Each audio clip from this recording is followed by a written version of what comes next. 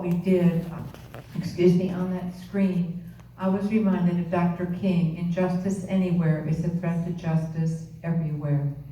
So I want to thank you for your participation. And then I'm going to, not that I need to introduce these two, but I'll give you the introduction that we have. Reina Lopez is right here, and she got involved in activism at a young age. For over a decade, she has been a fierce leader and advocate for the Latinx community in Oregon, receiving the Immigrant Award from the American Association of Immigration Lawyers of Oregon, and Willamette University's Young Alumni of the Year Award for her work in social justice causes. Yes.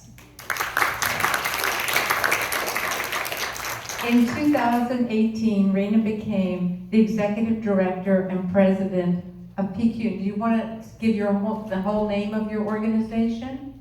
Yeah, we're going to test everyone on this after. Okay. Mineros y Campesinos Unidos del Noroeste, the tree planters and the farm workers of the Northwest. There you go.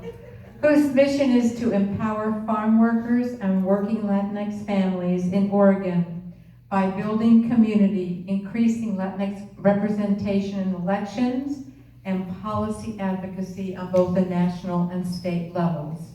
PQ and its leaders were active supporters and participants in the convergence of the Farm Workers Union and the No on 9 marchers on the Walk for Love and Justice from Woodburn to Portland in 1992.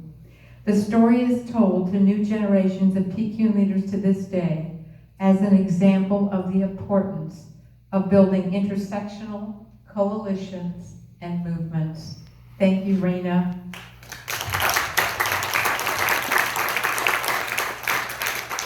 Then we have our Commissioner Joanne Hardesty, who is best known for her decades-long boots-on-the-ground activism against police brutality and on behalf of Black and brown communities and poor people in Portland.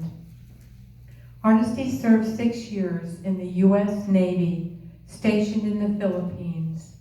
After moving to Portland in the early 90s, Joanne was elected to the Oregon House in 1994, holding office until 2001.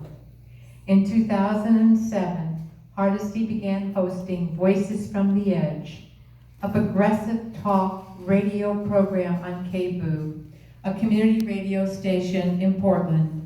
And in 2015, she was elected president of the Portland NAACP branch, a position she held onto until her run for city commissioner position in 2018.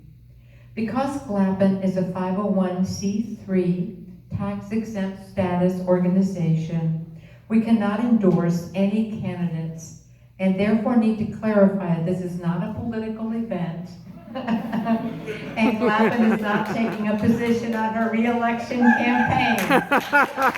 We have invited her because she is an activist to work to defeat No on 9, and she's made so many contributions to our community. Thank you, Joanne.